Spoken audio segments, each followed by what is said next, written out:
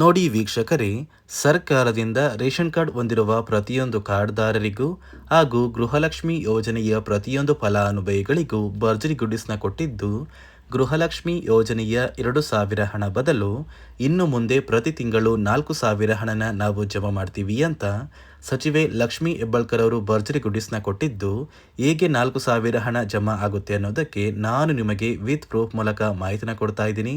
ಅದೇ ರೀತಿ ರೇಷನ್ ಕಾರ್ಡ್ದಾರರಿಗೆ ಸರ್ಕಾರ ಇಂದಿರಾ ಕಿಟ್ನ ವಿತರಣೆ ಮಾಡ್ತಾ ಇದ್ದು, ಯಾವಾಗಿಂದ ಪ್ರತಿಯೊಬ್ಬರಿಗೂ ಈ ಇಂದಿರಾ ಕಿಟ್ ಸಿಗುತ್ತೆ ಮತ್ತು ಯಾವ ಫಲಾನುಭವಿಗಳಿಗೆ ಕ್ಯಾನ್ಸಲ್ ಆಗುತ್ತೆ ಅಂತ ಕೂಡ ತಿಳ್ಕೊಳ್ಳೋಣ.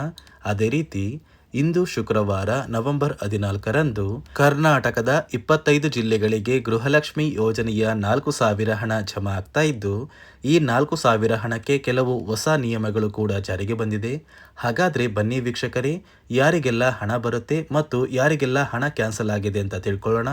ಅದಕ್ಕಿಂತ ಮೊದಲು ನೀವೇನಾದ್ರೂ ಇನ್ನೂ ಕೂಡ ನನ್ನ ಚಾನಲ್ನ ಸಬ್ಸ್ಕ್ರೈಬ್ ಆಗಿಲ್ಲ ಅಂದರೆ ದಯವಿಟ್ಟು ಪ್ರತಿಯೊಬ್ಬರು ಚಾನಲ್ನ ಸಬ್ಸ್ಕ್ರೈಬ್ ಮಾಡ್ಕೊಳ್ಳಿ, ಹಾಗೆ ವಿಡಿಯೋಗೆ ಒಂದು ಲೈಕ್ನ ಕೊಡಿ. ಹೌದು ವೀಕ್ಷಕರೇ, ಗೃಹಲಕ್ಷ್ಮಿ ಯೋಜನೆಯ ಪ್ರತಿಯೊಂದು ಫಲಾನುಭವಿಗಳಿಗೆ ಸರ್ಕಾರದಿಂದ ಭರ್ಜರಿ ಗುಡ್ಡಿಸ್ನ ಕೊಟ್ಟಿದ್ದು, 2,000 ಹಣ ಬದಲು 4,000 ಹಣನ ಫಲಾನುಭವಿಗಳಿಗೆ ನಾವು ಜಮಾ ಮಾಡ್ತಾ ಇದ್ದೀವಿ ಅಂತ ಸಚಿವೆ ಲಕ್ಷ್ಮಿ ಹೆಬ್ಬಾಳ್ಕರ್ ಅವರು ಒಂದು ಮಾಹಿತಿನ ಕೊಟ್ಟಿದ್ದಾರೆ. ಈಗಾಗಲೇ ಫಲಾನುಭವಿಗಳ ಬ್ಯಾಂಕ್ ಖಾತೆಗೆ 4,000 ಹಣ ಜಮಾ ಆಗಿದೆ. ಯಾಕಂದರೆ 4,000 ಹಣ ಜಮಾ ಆಗಿರೋದಕ್ಕೆ ಒಂದು ಪ್ರೂಫ್ ಕೂಡ ಕೊಡ್ತಾ ಇದ್ದೀನಿ. ಬ್ಯಾಂಕ್ ಖಾತೆಗೆ ಬಂದಿರುವ ಒಂದು ಹಣದ ಒಂದು ಮೆಸೇಜ್ ಕೂಡ ನೀವು ಇವಾಗ ಸ್ಕ್ರೀನಲ್ಲಿ ನೋಡ್ಬೋದು. ನಿಮ್ಮ ಬ್ಯಾಂಕ್ ಖಾತೆಗೂ ಕೂಡ ಇದೇ ಥರ 4,000 ಹಣನ ಸರ್ಕಾರ ನವೆಂಬರ್ 14 ಶುಕ್ರವಾರದಿಂದ ಜಮಾ ಮಾಡ್ತಾ ಇದೆ. ಅದೇ ರೀತಿ ರೇಷನ್ ಕಾರ್ಡ್ ಹೊಂದಿರುವ ಪ್ರತಿಯೊಂದು ಕಾರ್ಡ್ದಾರರಿಗೂ ಕೂಡ ಸರ್ಕಾರದಿಂದ ಮುಖ್ಯವಾದ ಮಾಹಿತಿನ ಕೊಟ್ಟಿದ್ದು, ಇನ್ನು ಮುಂದೆ ನಿಮಗೆ ಉಚಿತ ಅಕ್ಕಿ ಜೊತೆಗೆ ಸರ್ಕಾರ ಇಂದಿರಾ ಕಿಟ್ನ ವಿತರಣೆ ಮಾಡ್ತಾ ಇದ್ದು, ಈ ಇಂದಿರಾ ಕಿಟ್ಟಲ್ಲಿ ಏನೆಲ್ಲ ಆಹಾರ ಪದಾರ್ಥಗಳು ಇರುತ್ತೆ ಅಂದರೆ ತೊಗರಿಬೇಳೆ, ಅಡುಗೆ ಎಣ್ಣೆ, ಸಕ್ಕರೆ ಮತ್ತು ಉಪ್ಪು, ಈ 4 ರೀತಿಯ ಆಹಾರ ಪದಾರ್ಥಗಳನ್ನ ಪ್ರತಿಯೊಂದು ರೇಷನ್ ಕಾರ್ಡ್ದಾರರಿಗೆ ಸರ್ಕಾರ ಕೊಡ್ತಾ ಇದೆ. ಆದರೆ ಈ ಬಾರಿ ನೀವು ಈ ಕಿಟ್ನ ಪಡ್ಕೋಬೇಕು ಅಂದರೆ ಕೆಲವು ನಿಯಮಗಳು ಕೂಡ ಸರ್ಕಾರ ಜಾರಿಗೆ ತಂದಿದೆ. ಈ ನಿಯಮಗಳ ಪ್ರಕಾರ ಗೃಹಲಕ್ಷ್ಮಿ ಹಣ ಕೂಡ ಆ ಒಂದು ಫಲಾನುಭವಿಗಳಿಗೆ ಕ್ಯಾನ್ಸಲ್ ಆಗ್ತಾ ಇದೆ. ಯಾಕಂದರೆ ಸರ್ಕಾರ ಜಾರಿಗೆ ತಂದಿರುವ ಈ 5 ನಿಯಮಗಳ ಆಧಾರದ ಮೇಲೆ ಪ್ರತಿಯೊಂದು ಫಲಾನುಭವಿಗಳ ರೇಷನ್ ಕಾರ್ಡ್ ಮತ್ತು ಆಧಾರ್ ಕಾರ್ಡ್ನ ಸರ್ಕಾರ ಚೆಕ್ ಮಾಡಿ ನಂತರ ನಿಯಮಗಳನ್ನ ಪಾಲಿಸಿದರೆ ಮಾತ್ರ ಈ ಸೌಲಭ್ಯಗಳು ನಿಮಗೆ ಸಿಗುತ್ತೆ. ಒಂದು ವೇಳೆ ನೀವು ನಿಯಮಗಳನ್ನ ಪಾಲಿಸಿಲ್ಲ ಅಂದರೆ ಯಾವುದೇ ರೀತಿಯ ಸೌಲಭ್ಯಗಳು ಸಿಗೋದಿಲ್ಲ ಮತ್ತು ನಿಮ್ಮ ಒಂದು ರೇಷನ್ ಕಾರ್ಡ್ನ ಕೂಡ ಸರ್ಕಾರ ಕ್ಯಾನ್ಸಲ್ ಮಾಡುತ್ತೆ. ಹಾಗಾದರೆ ಬನ್ನಿ ವೀಕ್ಷಕರೇ, ಸರ್ಕಾರ ಜಾರಿಗೆ ತಂದಿರುವ ಆ ನಿಯಮಗಳು ಏನು ಮತ್ತು ಯಾವ ಫಲಾನುಭವಿಗಳಿಗೆ ಈ ಸೌಲಭ್ಯಗಳು ಸಿಗ್ತಾ ಇದೆ ಅಂತ ನಾನು ನಿಮಗೆ ತಿಳಿಸ್ಕೊಡ್ತಾ ಇದ್ದೀನಿ. ಅದಕ್ಕಿಂತ ಮೊದಲು ಇಂದು ಶುಕ್ರವಾರ ನವೆಂಬರ್ 14ರಿಂದ ಕರ್ನಾಟಕದ 25 ಜಿಲ್ಲೆಗಳಿಗೆ ಗೃಹಲಕ್ಷ್ಮಿ ಯೋಜನೆಯ ಈ 4,000 ಹಣ ಜಮಾ ಆಗ್ತಾ ಇದ್ದು, ಬನ್ನಿ ವೀಕ್ಷಕರೇ, ಯಾವ ಜಿಲ್ಲೆಗಳಿಗೆ ಹಣ ಜಮಾ ಆಗ್ತಾ ಇದೆ ಅಂತ ತಿಳ್ಕೊಳ್ಳೋಣ. ನೋಡಿ, ಮೊದಲಿಗೆ ಬಾಗಲಕೋಟೆ, ಬೆಳಗಾವಿ, ವಿಜಯಪುರ, ಧಾರವಾಡ, ಗದಗ, ಹಾವೇರಿ, ಉತ್ತರ ಕನ್ನಡ, ಬೆಂಗಳೂರು ನಗರ, ಬೆಂಗಳೂರು ಗ್ರಾಮಾಂತರ, ರಾಮನಗರ, ಚಿಕ್ಕಬಳ್ಳಾಪುರ, ಚಿತ್ರದುರ್ಗ, ದಾವಣಗೆರೆ, ಕೋಲಾರ, ಶಿವಮೊಗ್ಗ, ತುಮಕೂರು, ಬಳ್ಳಾರಿ, ಬೀದರ್, ಕಲಬುರಗಿ, ಕೊಪ್ಪಳ, ರಾಯಚೂರು, ಯಾದಗಿರಿ, ವಿಜಯನಗರ, ಚಾಮರಾಜನಗರ, ಚಿಕ್ಕಮಗಳೂರು, ದಕ್ಷಿಣ ಕನ್ನಡ, ಹಾಸನ, ಕೊಡಗು, ಈ ಜಿಲ್ಲೆಗಳ ಪ್ರತಿಯೊಂದು ಫಲಾನುಭವಿಗಳಿಗೆ ಸರ್ಕಾರ ಗೃಹಲಕ್ಷ್ಮಿ ಯೋಜನೆಯ 2 ತಿಂಗಳ 4,000 ಹಣನ ಜಮಾ ಮಾಡ್ತಾ ಇದೆ.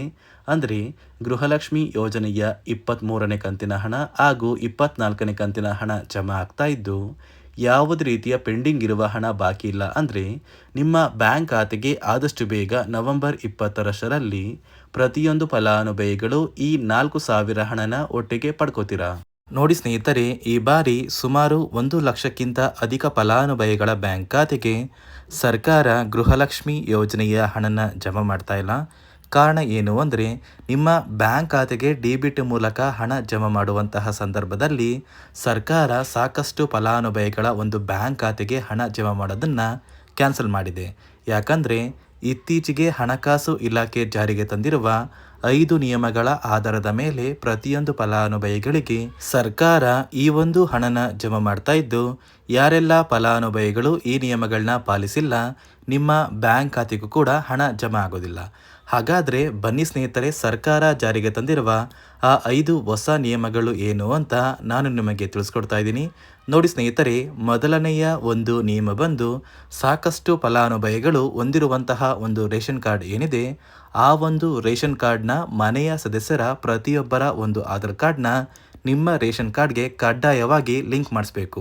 ಅಂದರೆ ಈ ಒಂದು ಲಿಂಕ್ ಮಾಡಿಸುವಂತಹ ಒಂದು ಪ್ರೊಸೀಜರ್ಗೆ ಸರ್ಕಾರ KYC ಅಂತ ಕರೀತಾರೆ. ನಿಮ್ಮ ರೇಷನ್ ಕಾರ್ಡ್ಗೆ ಇನ್ನೂ ಸಹ KYC ಆಗಿಲ್ಲ ಅಂದರೆ ನಿಮ್ಮ ಬ್ಯಾಂಕ್ ಖಾತೆಗೆ ಸರ್ಕಾರ ಮುಂದಿನ ದಿನಗಳಲ್ಲಿ ಗೃಹಲಕ್ಷ್ಮಿ ಯೋಜನೆಯ ಹಣನ ಕ್ಯಾನ್ಸಲ್ ಮಾಡುತ್ತೆ. ಅದೇ ರೀತಿ ಎರಡನೆಯ ಒಂದು ನಿಯಮ ಬಂದು ಸಾಕಷ್ಟು ಫಲಾನುಭವಿಗಳು ಕಳೆದ 3 ತಿಂಗಳಿಂದ ಸರ್ಕಾರದಿಂದ ಬರ್ತಾ ಇರುವಂತಹ ಒಂದು ರೇಷನ್ ಏನಿದೆ, ಅಂದರೆ ಉಚಿತ ಅಕ್ಕಿ ಏನಿದೆ, ಈ ಒಂದು ರೇಷನ್ನ ಪಡ್ಕೋತಾ ಇಲ್ಲ. ಒಂದು ವೇಳೆ ಕಳೆದ 3 ತಿಂಗಳಿಂದ ನೀವು ರೇಷನ್ನ ಪಡ್ಕೊಂಡಿಲ್ಲ ಅಂದರೆ ಸರ್ಕಾರ ನಿಮ್ಮ ಬಳಿ ಇರುವಂತಹ ಒಂದು ರೇಷನ್ ಕಾರ್ಡ್ನ ಕ್ಯಾನ್ಸಲ್ ಮಾಡುತ್ತೆ. ನಿಮ್ಮ ರೇಷನ್ ಕಾರ್ಡ್ನ ಸರ್ಕಾರ ಕ್ಯಾನ್ಸಲ್ ಮಾಡಿದರೆ ನಿಮ್ಮ ಬ್ಯಾಂಕ್ ಖಾತೆಗೆ ಗೃಹಲಕ್ಷ್ಮಿ ಯೋಜನೆಯ ಹಣ ಇರ್ಬೋದು ಮತ್ತು ಸರ್ಕಾರದಿಂದ ಬರುವಂತಹ ಒಂದು ಸೌಲಭ್ಯಗಳನ್ನ ನೀವು ಕಳ್ಕೋಬೇಕಾಗುತ್ತೆ.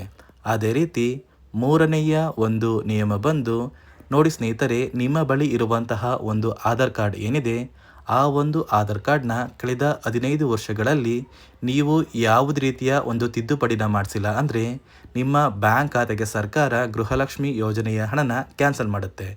ಯಾಕಂದರೆ ಸರ್ಕಾರದಿಂದ ಬಂದಿರುವಂತಹ ಒಂದು ಆದೇಶದ ಪ್ರಕಾರ ಪ್ರತಿಯೊಂದು ಫಲಾನುಭವಿಗಳು ಕಳೆದ 15 ವರ್ಷಗಳಲ್ಲಿ ಯಾವುದೇ ರೀತಿಯ ಒಂದು ತಿದ್ದುಪಡಿನ ನಿಮ್ಮ ಆಧಾರ್ ಕಾರ್ಡ್ಗೆ ನೀವು ಮಾಡಿಸಿಲ್ಲ ಅಂದರೆ ಕಡ್ಡಾಯವಾಗಿ ಆದಷ್ಟು ಬೇಗ ನಿಮ್ಮ ಆಧಾರ್ ಕಾರ್ಡ್ಗೆ ತಿದ್ದುಪಡಿನ ಮಾಡಿಸಿ.